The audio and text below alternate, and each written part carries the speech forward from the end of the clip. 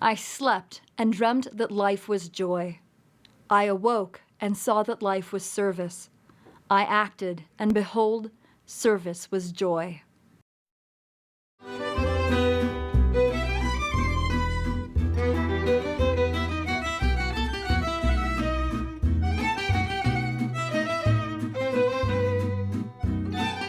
Irene's mother, Rose Stone, used to say, "Smile, comb your hair, put on your lipstick, and go out to meet the world." This was a brave philosophy coming from a woman who lost her husband Lou during complications from a World War I injury, when her children, Irene and Richard, were only nursery school tots. When Irene was 13, she got a job at the Dixie Shops as the assistant cashier. She earned 35 cents an hour and started learning retailing. Her career as a working woman had begun. One day, when 19-year-old Irene was waiting for a streetcar, a conversation with a neighbor changed her life. I was at the University of Utah waiting for a bus and talking to a neighbor. And she says, "You know, you're very pretty and you have a lot of poise. And I would like you to come to CCMI to model."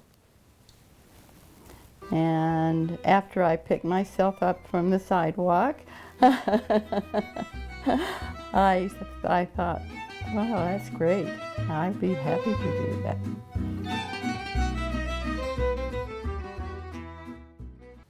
On campus, Fred Tannenbaum was the president of Hillel, and Irene was his secretary. Fred arranged a party at the Hotel Utah and gave Irene his fraternity pin. Fred claims Irene proposed to him. She asked how much he made and told him that she thought that would be enough for the two of them to live on. Irene graduated from the University of Utah in 1949. 3 days later, she married Fred. I was determined to get my sheepskin first. I was standing in my kitchen in our new home, and I had two little boys, and I realized that I had promised to be secretary for all three Jewish organizations: Council of Women, Hadassah, and B'nai B'rith. What were you thinking, Irene?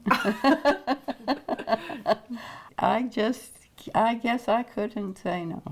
Drawn by Hadassah's humanitarian contribution to Israel, Irene served as their president from 1960 to 1962. Years later, she toured Hadassah's hospital in Israel and witnessed its state-of-the-art research.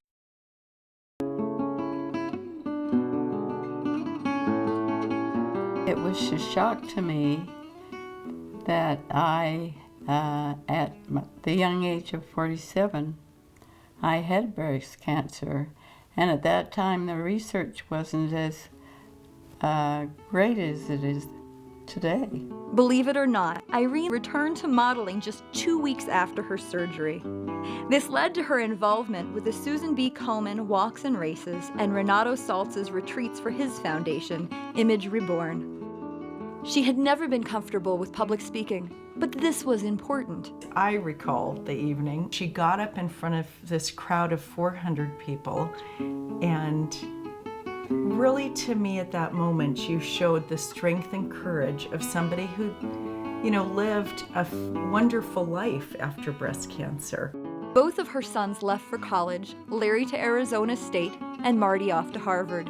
Not long after graduation, Marty was home for a visit. We went to a Mexican restaurant and we're discussing the politics of the day and saying, wasn't it terrible that Anita Bryant said was against gays?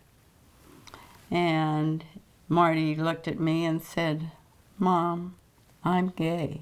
Marty, the world doesn't accept gays like you would like them to. It was very hard for Fred to accept at that time. And but we read and we joined organizations. They were many organizations that appeared for helping gay and lesbian people. Marty became the national president of Keshet, Rainbow, working for full inclusion of lesbian, gay, bisexual, and transgender Jews in Jewish life.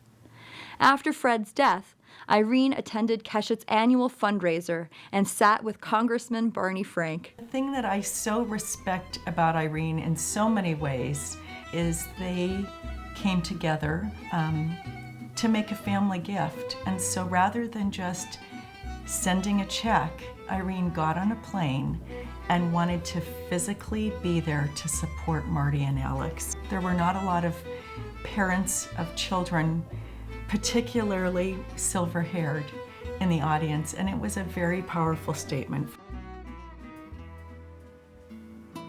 I recall many years ago when Marty was home visiting, he, Fred, and Irene, and I believe Larry had met with Carol Einhorn at the time to try to think, how do they handle aging in place? And then it kind of just sat on the back burner. That changed when Fred had a very serious heart attack, and at that point, JFS became much more critical in helping really navigate the care that Fred would need and also that Irene would need in terms of her support system. And then I recall being most touched really at the end of Fred's life and realizing how important all those plans were.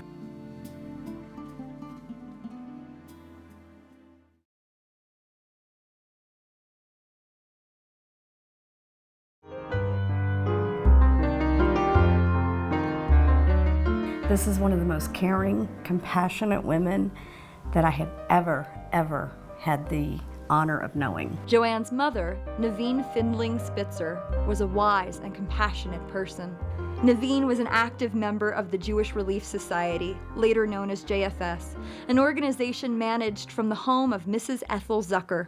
When notified, Naveen would dress up, take the trolley to town, and solicit funds from the Jewish merchants to buy shoes, bus tickets, meals, toiletries, and hotel stays for the endless stream of transients. My mother was given a case of a permanent man, and my mother would go to friends and she would beg, borrow, and go into her own pocketbook for glasses, for shoes, for alterations for his clothes, and for all the necessary things that he required.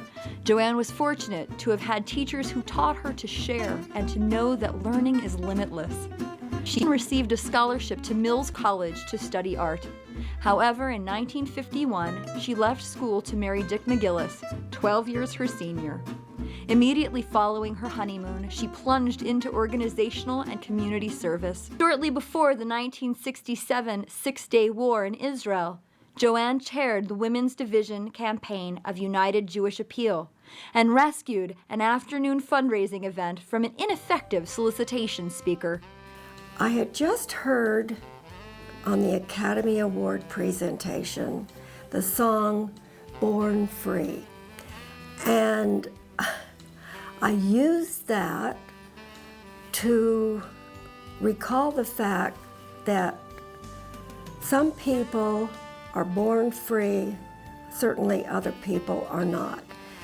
And I remembered that people had scrambled to Israel having not been born free, and I recalled all the instances of people who were trying to recover from having not been born free, and I used that to try and raise the necessary funds. This episode taught me that I needed always to have a plan B. During her second term as president of Hadassah in 1971, she persuaded the owner of the old Century 21 theaters to let her have a showing of Fiddler on the Roof for a premiere party to raise funds. The women of Hadassah baked the most delectable hors d'oeuvres and pastry. I got somebody to give me several cases of champagne, and we sold tickets all over town. We raised $2,500, which would be equivalent to about $25,000 today. And the manager called me many months later and wanted to know if we wanted to do anything else at his theater. When the McGillis Jewish Community Center Elementary School became independent in 2002, Dick and Joanne purchased the historic Douglas School. A very wonderful philosopher and rabbi by the name of Mordecai Kaplan said, "If you have a rendezvous with destiny, be sure to come on time." And McGillis School was the adventure of a lifetime. Hey, why are we using the descriptor cool? Where do they live? In the cool and moist dirt. We have had teachers, we have had staff, we have had incredible members of our community who have fought diligently and lobbied and just done the most marvelous things to get this school in the position that it's in. It's one thing to build a building. It's another thing to have the situation that is the educational and the marvelous arts and crafts and language and dance and all the offers that are not going on in public school, going on in this building.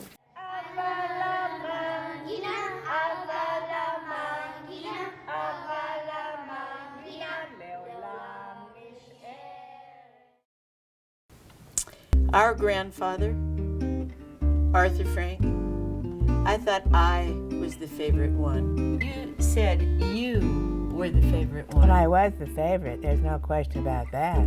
But why? Why? Yeah. Because I was his constant companion. He took you to the Hotel Utah every Saturday. Yes, he did. Yeah. I am jealous of you because you got to go to the Hotel Utah, now the Joseph Smith Memorial Building, every Saturday. I know, but I don't hate you.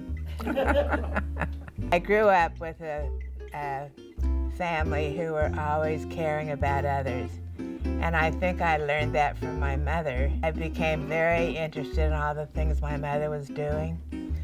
Plus, I had this built-in caring for other people. Suzanne attended Roland Hall School for Girls.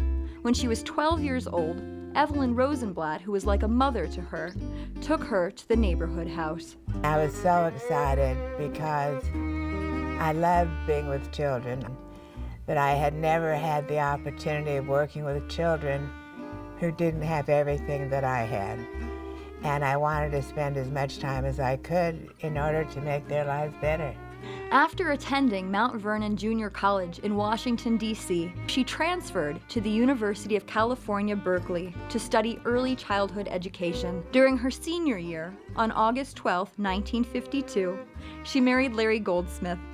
Larry was drafted into the Army and served during the Korean conflict. When their second child, Doug, was born in 1956, Suzanne's father, Simon Frank, recruited Larry to work in Salt Lake City as vice president of Arthur Frank Clothier.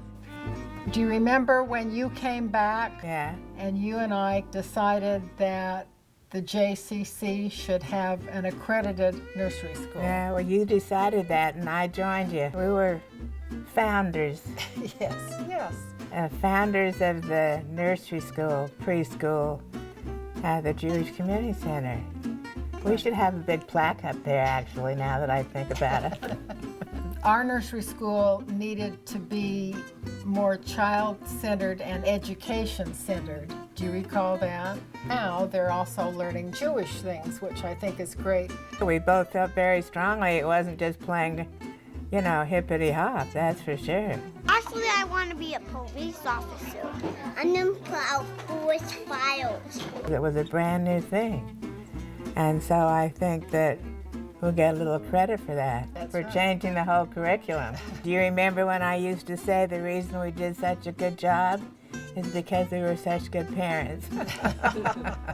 The Early Childhood Center continues as one of Utah's nationally accredited preschool programs.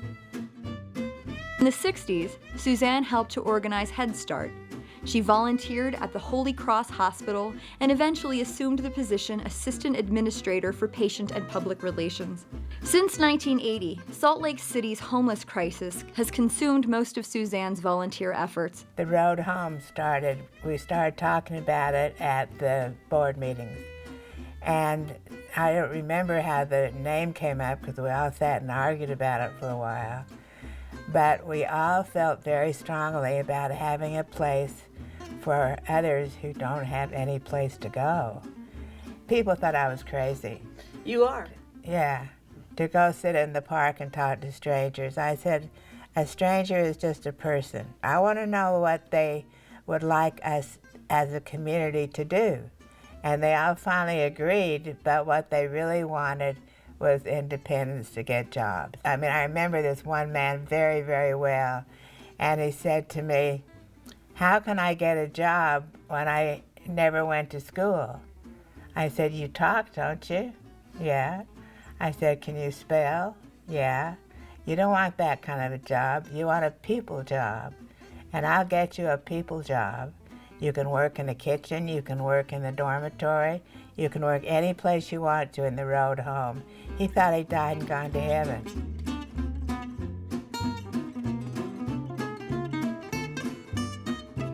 In 1995, Suzanne was honored by the Utah Nonprofits Association with its Norma Matheson Award for Outstanding Contribution to the Nonprofit Sector. In 1998, Larry and Suzanne were recognized by United Jewish Federation of Utah for their assistance to Jews in need. That same year, Larry and Suzanne and their sons, Doug and Stephen, were honored at the annual Catholic Community Services of Utah Community Service Award Dinner. Remember the story you told me about the PTA and the coffee? I said, you know, we're ecumenical here. We're not just one church, we're not just one color, we're not just one thing. And that did it? Yeah. Wow, Suzanne. And so I said, at least we can serve coffee. I'll go down in history for that.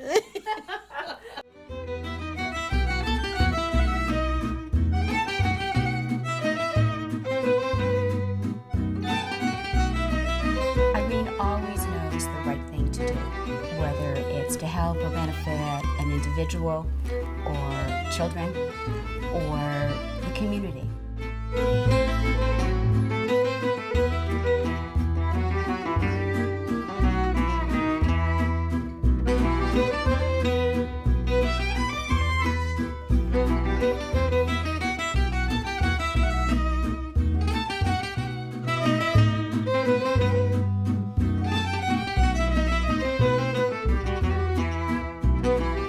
Well, you know why you inspire me? Not because of everything you've done in your life, because of now. You can't see, you can't hear, and still you look beautiful. You wake up every day and you say, I am the luckiest person in the world. Yeah.